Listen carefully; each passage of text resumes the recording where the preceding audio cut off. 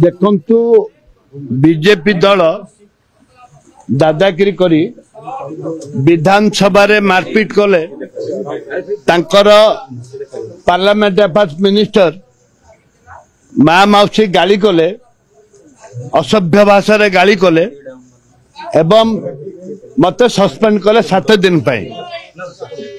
आमे जो दाबी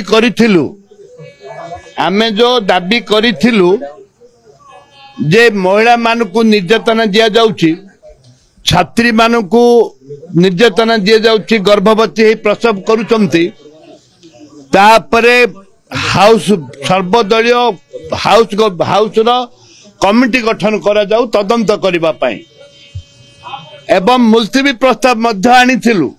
मुलतवी प्रस्ताव रे माननीय मंत्री सठिक उत्तर देना हंती। तापर आमे आलोचना पई प्रस्तुत थिलु, आलोचना कलु मुलतवी प्रस्ताव देलु, आलोचना कलु किंतु उत्तर देले नाही। एबे 12 जन को सस्पेंड करा जायछि। 12 जन को जो सस्पेंड करा जायछि गणतंत्र को हत्या करा जायछि। सेथि पई कांग्रेस दल निष्पत्ति नेछि जे आमे हाउस भीतर रहबो, रात्रि यापन करिवो। जो पर्यंत सरकार गठन करिनाहंती हाउस कमिटी, जो पर्यंत नारी मानकर सुरक्षा पाई निष्पत्ति नै नाहंती, ठोस निष्पत्ति नै नाहंती, आमे हाउस रे विधानसभा भीतर सोइबो। वेल भीतर आज राति तमाम वेल भीतर रहबो। से माने बाहर मारी दियंतु, पुलिस लगंतु, किंतु हमको आमे डरिबुनी। बाचस्पति कहचंदी मार्शल को थोरे अनुरोध करचंदी गृह बाहर को आसीबा पई।